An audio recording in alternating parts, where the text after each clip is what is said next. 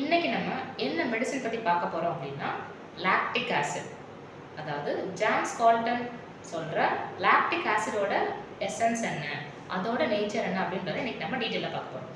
So இப்போ lactic acid அப்படின்றப்போ அது ஒரு கெமிக்கல் காம்பவுண்ட். அதில் லாக்டிகம் இருக்குது, ஆசிடம் இருக்குது, ரெண்டு காம்பவுண்ட் இருக்குது. ஸோ ஃபஸ்ட்டு வந்துட்டு லாக்டிக் ஆசிட் அப்படின்னா என்னென்னா, ஜென்ரலாக ஹியூமன் பாடியிலேயே லாக்டிக் ஆசிட் இருக்குது. எப்படின்னு பார்த்தா, இப்போ வந்துட்டு ஒரு மசிலில் வந்துட்டு எப்போ வந்துட்டு அந்த ஆக்சிஜன் கம்மியாகுதோ அந்த இடத்துல அந்த லாக்டிக் ஆசிட் உருவாகுது. ஸோ இந்த லாக்டிக் ஆசிட் தான் அந்த மசிலுக்கு ஒரு வீக்னஸ், டயர்ட்னஸை கொண்டு வருது. தனி கேரக்டர்ஸ் இருக்குது. ஃபர்ஸ்ட் நம்ம ஆசிடமோட கேரக்டர்ஸ் என்ன பார்க்கணும். அது ஆசிட் அப்படின்றப்போ அதுக்கு என்னென்னா யூனிட்டி சிம்பியஸ், அதாவது ஒற்றுமையாக நல்லா எல்லாம் ஒன்று சேர்ந்தது, total, eternal, forever true, then lively, fresh, extroverts பீப்புளாக இருப்பாங்க ஆசிட் குரூப்ஸில் வர பீப்புள்ஸ் எல்லாமே. தென் எக்ஸாஷன், ஆசிட்னாலே எக்ஸாஷன் வந்து ஒரு முக்கியமான கேரக்டர். தென் ஆப்பத்தி, அது உணர்ச்சி இல்லாமல் ஒரு லேக் ஆஃப் ஃபீலிங், இது வந்துட்டு ஆசிடோட கேரக்டர்ஸ்.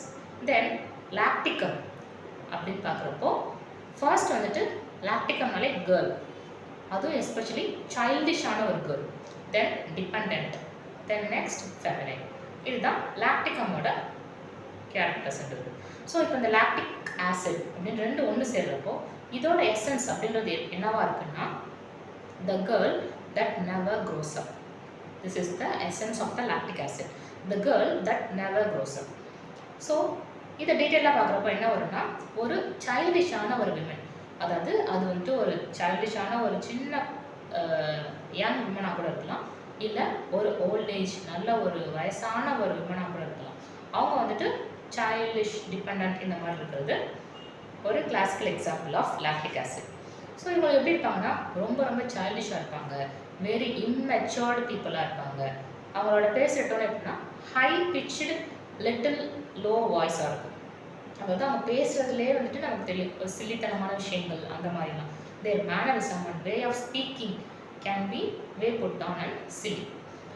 ஸோ இதெல்லாம் வந்துட்டு ஒரு சைல்டிஷான ஒரு விமனோட நேச்சர். அது டிபிக்கல் லாக்டிக் ஆசிடோட ஃபீச்சராக இருக்குது.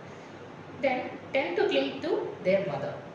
இவங்களுக்கு என்னென்னா வந்துட்டு ஒரு எப்பவுமே டிபெண்ட் அப்படின்னு ஒரு லாக்டிகமில் வர்றதுனால, ஸோ எப்பவுமே அம்மா கூடவே இருக்கிறது, எங்கே போனாலும் அவங்கள கூட்டிகிட்டே போகிறது, எங்கே போனாலும் ஒருத்தவங்க வேணும், அது எஸ்பெஷலி அம்மா, இந்த மாதிரி இருக்கிறது லாக்டிக்கோட நேச்சர். தென் ஸோ இப்படி வளர்க்கப்படுற ஒரு குழந்தை வந்துட்டு இவங்க க்ரோ நல்லா வளர்ந்ததுக்கப்புறம் நிறைய ப்ராப்ளம்ஸ் ஃபேஸ் பண்ணுற மாதிரி சுச்சுவேஷன் வரும்.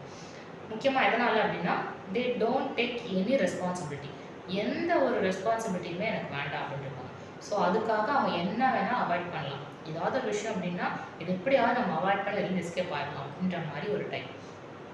ஸோ இப்படி இருக்கிறவங்களுக்கு ஏதாவது ஒரு பிரச்சனையில் மாட்டுறாங்க அப்படின்னா அதுலேருந்து அதை சால்வ் பண்ணவோ இல்லை அதுலேருந்து வெளில வரத்துக்கோ எதுவுமே தெரியாது. அதுலேருந்து அவங்க வெளில வரத்துக்கு கூட ஒருத்தவங்க கூடவே இருக்கணும், இருந்து இப்படி இப்படி பண்ணணும், இப்படி வரணும், இதை வந்துட்டு இப்படி சால்வ் பண்ணணும், கூடவே இருந்து எக்ஸாக்டாக அந்த ரூட்டை காமிச்சாதான் அவங்களால அதில் வெளிலே வர முடியும். அந்த அளவுக்கு ஒரு சைல்டிஷ் இம்மெச்சோர்ட் பீப்புள், தென் டிபெண்ட் பீப்புளாக இருப்பாங்க. ஸோ நெக்ஸ்ட் வந்துட்டு அவங்களுக்கு ஏதாவது ஒரு பொறுப்பு கொடுத்து நீயாவே பண்ணு அப்படின்ற மாதிரிலாம் கொடுத்துட்டோம், செய்யணுன்ற மாதிரி சொன்னால் வெரி வெரி அன்கம்ஃபர்டபுளாக ஃபீல் பண்ணுவாங்க. முக்கியமாக என்னென்னா அவங்களோட வீக்னஸ் வந்துட்டு வெளில தெரிஞ்சிடும் அப்படின்ற மாதிரி ஒரு இடம். தென் இவங்களுக்கு மெயினாக எதனாலே இந்த காஸ் வருது அப்படின்னு பார்த்தா, லீவிங் ஹோம். அதாவது இப்படி ஒரு பேம்பர்டான ஒருத்தவங்களுக்கு வந்துட்டு வீட்டை விட்டு வெளில தனியாக காலேஜோ இல்லை படிக்கோ இல்லை ஒர்க் நேச்சராகவோ இதுக்கோ லீவிங் ஹோம், எல்லாத்தையும் விட்டுட்டு வெளில போகிறாங்க, நம்ம தான் எல்லாம் பண்ணணும் அப்படின்ற மாதிரி இருந்துச்சுன்னா அந்த நேரம் வந்துட்டு இவங்களுக்கு எல்லா சிம்டம் ஸ்டார்ட் ஆகிடும். Then typically for stopping breast feeding, அந்த டைமில் வந்து சிம்டம் ஸ்டார்ட் ஆகும். Then having to undertake new things, புதுசாக ஏதாவது விஷயங்கள் கற்றுக்கணும், செய்யணும் அப்படின்ற மாதிரி இருந்துச்சுன்னா அந்த டைமில் இவங்களுக்கு சிம்டம் ஸ்டார்ட் ஆகும். ஸோ ஜென்ரல் ஃபீச்சர் வந்து பார்க்குறப்போ ஃப்ரெஷ் ஏர் வந்துட்டு அவங்களுக்கு ரொம்ப ரொம்ப அப்டேஷனாக இருக்கும். தென் ஸ்வெட்டுன்றது அவங்களுக்கு ரொம்ப ரொம்ப ப்ரொஃபீஸாக இருக்கும். ஸோ இதுதான் வந்துட்டு overall main concept of the lactic acid. So this is all about lactic acid. So the essence is the girl that never grows up. Thank you.